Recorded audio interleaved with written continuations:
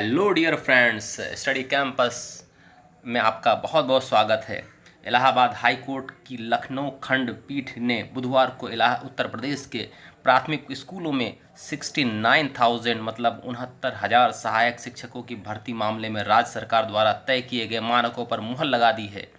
इस आदेश के तहत सामान्य वर्ग के अभ्यर्थी 65% और आरक्षित वर्ग के अभ्यर्थी 60% अंक पाकर उत्तीर्ण होंगे। कोर्ट ने राज्य सरकार को आदेश दिया है कि 3 माह के भीतर भर्ती प्रक्रिया पूरी की जाए।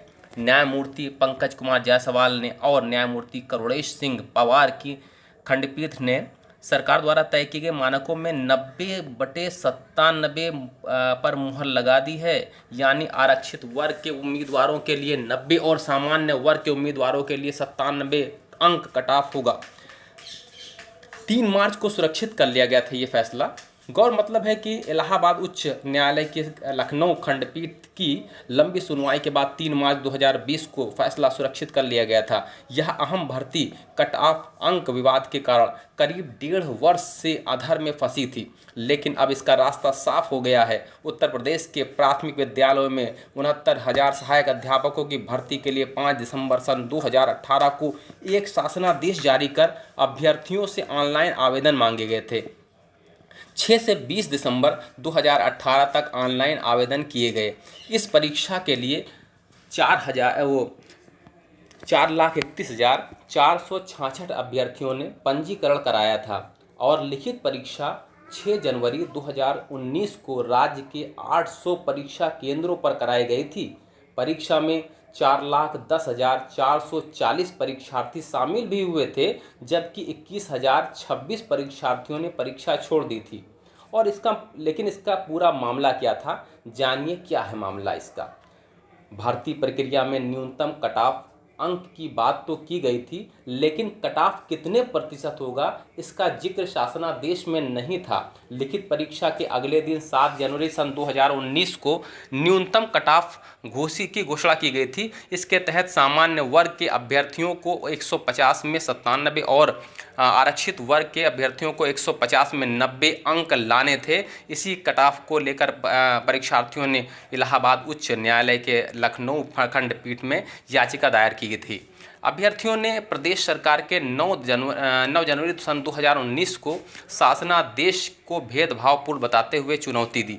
याचिकाकर्ताओं का कहना था कि इतना अधिक कट ऑफ निर्धारित करना मनमाना और भेदभावपूर्ण है, क्योंकि पहले हुई इस परीक्षा में न्यूनतम अर्हता सामान्य वर्ग के लिए 45 और आरक्षित वर्ग के लिए 40% रखी गई थी। हालांकि सरकार का कहना था कि गुणवत्तापूर्ण शिक्षा के लिए यह फैसला लिया गया है। सरकार की ओर से यह भी दलील दी गई थी कि पिछली परीक्षा की तुलना में इस बार काफ़ी अधिक अभ्यर्थियों ने भाग लिया था, इस वजह से भी क्वालिफाइंग मार्क्स को बढ़ाना पड़ा। इसके जवाब में याचिकाओं की ओर से दलील दी गई कि वे शिक्षा मित्र हैं और उन्हें सर्वोच्च न्यायालय द्वारा आगामी 2 परीक्षाओं में 25 मार्क्स का वेटेज दिए जाने का निर्देश दिया गया था।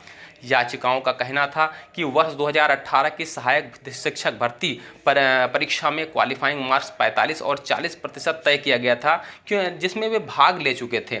चूँकि यह उनके लिए सहायक शिक्षक पद की भर्ती में शामिल होने का आखिरी मौका है, लिहाजा इसका भी क्वालिफाइंग मार्क पिछली परीक्षा के अनुसार ही होना चाहिए। न्यायमूर्ति राजेश सिंह चौहान की एकल बेंच ने पिछले साल 29 मार्च को मोहम्मद रिजवान समेत कुल 99 याचिकाओं पर एक साथ सुनवाई करते हुए राज्य सरकार के शासनादेश को निरस्त कर दिया और परीक्षा नियंत्रक प्राधिकरण की पिछली परीक्षा के अनुसार ही क्वालिफाइंग मार्क्स 45 से 40 तय करते हुए 3 माह के भीतर परिणाम घोषित करने का निर्देश दिया था।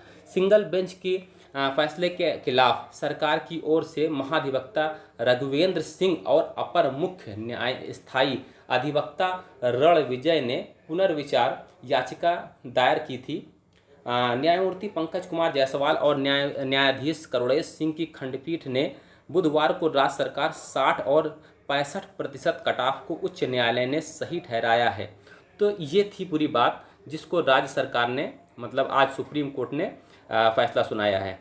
तो आप ये पूरी भर्ती का मामला आप अच्छी तरह समझ गए होंगे, हमें ये आशा है। ठीक है, तो यही बात थी। अब इसको पूरी तरह से सुनिए और जानिए क्या मामला है। ठीक है, धन्यवाद।